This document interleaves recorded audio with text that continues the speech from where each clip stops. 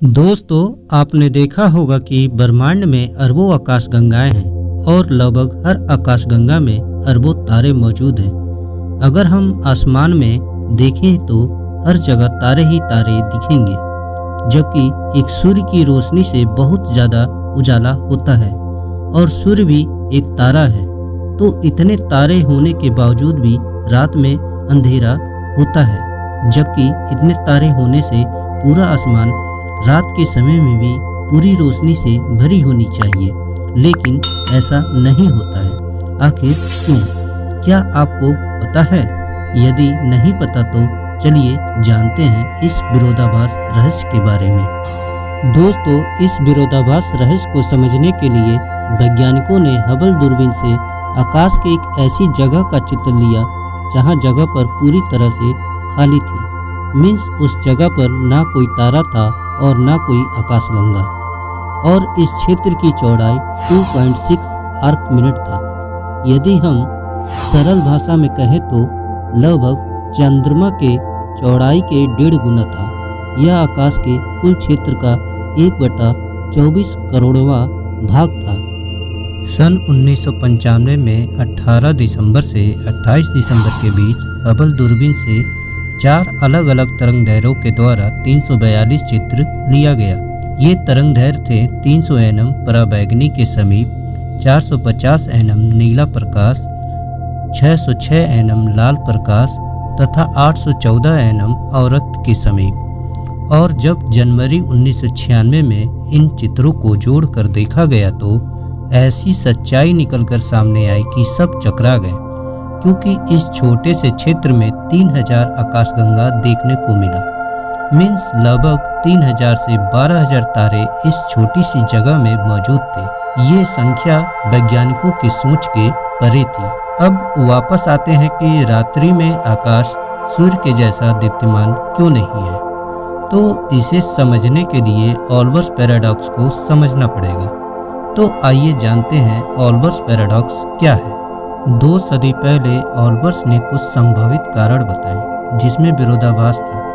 उन्होंने पहली बात ये कहा कि अंतरिक्ष में बहुत सारी धूल है जो दूर स्थित तारों की रोशनी को पृथ्वी तक पहुंचने से रोक रही है। बट इसमें विरोधाभास था कि तारों की रोशनी से एक सीमा तक ही धूल के कण को रोक पाएगी, क्योंकि हीट के वजह से धूल को पार कर जाएगी और अंतरिक्ष में इतने भी धूल नहीं डाल सकते कि वह सूर्य की रोशनी को पृथ्वी तक पहुंचने ही ना दे।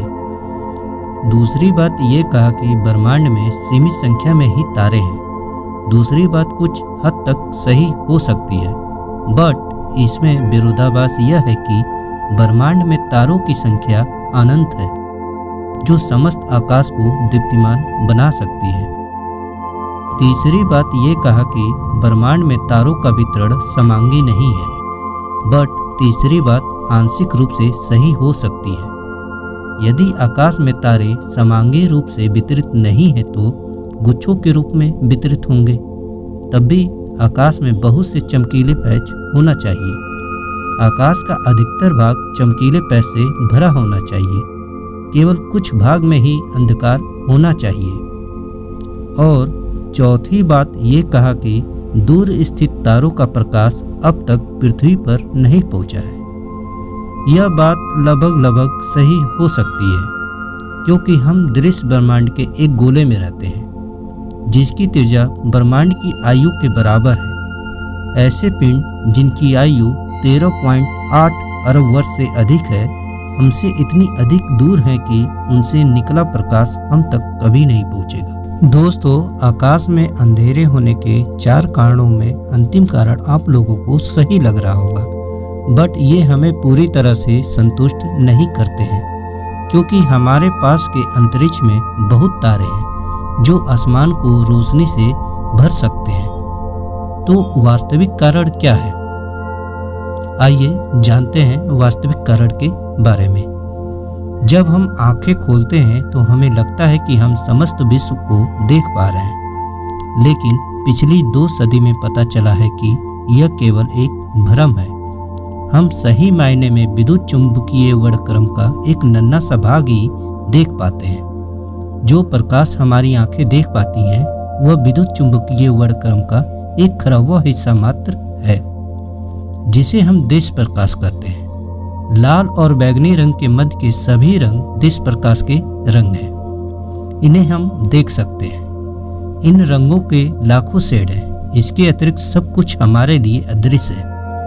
दृश्य प्रकाश का बाहरी रंग इन्हें हम देख नहीं सकते। इसका उदाहरण है पराबैंगनी किरण, अवरक्त किरण, एक्स किरण, गामा किरण। जब हम इन्हें देख नहीं सकते तो हमें पता कैसे चलेगा कि इनका अस्तित्व है?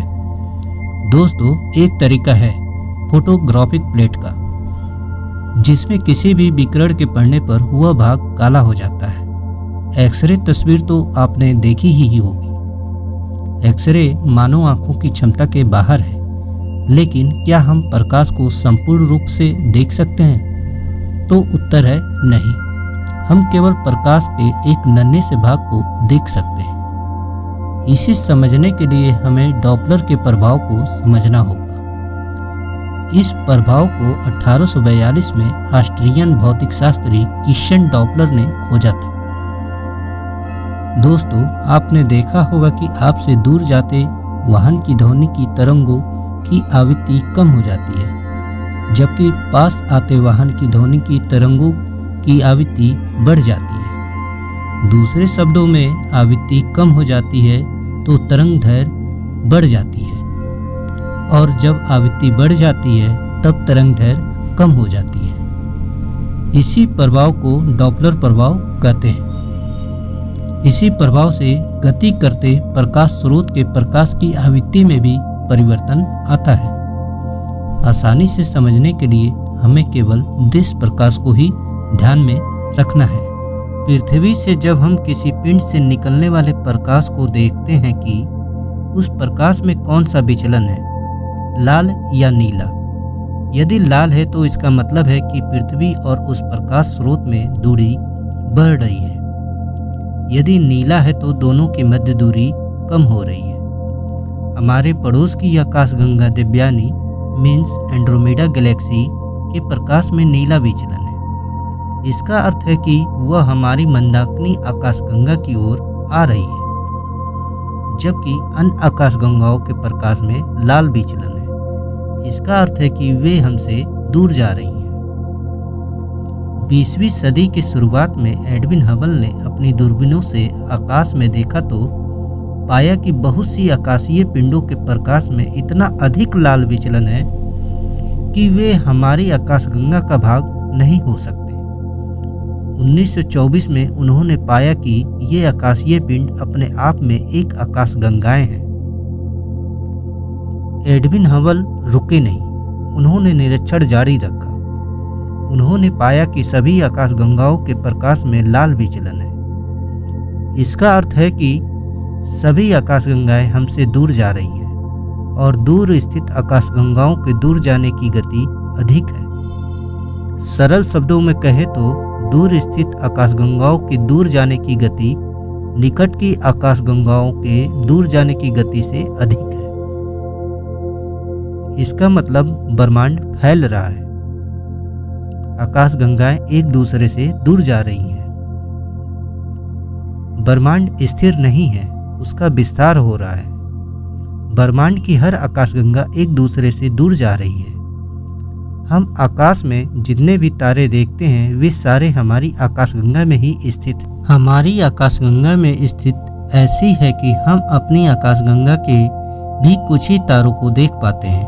आकाश को सूर्य जैसे दीप्तिमान बनाकर उसे पूरी तरह से ढकने वाले अधिकतर तारे हमारी आकाशगंगा से बाहर हैं। यदि हम अपने माइंड को थोड़ा पीछे ले जाएं तो ऑल्बर्स के चौथा तर्क हमें सही लगा था, जिसमें उन्होंने कहा कि दूर स्थित आकाशगंगाओं का प्रकाश हम तक नहीं पहुंचा है, जिससे वे हमें दिखते नहीं हैं।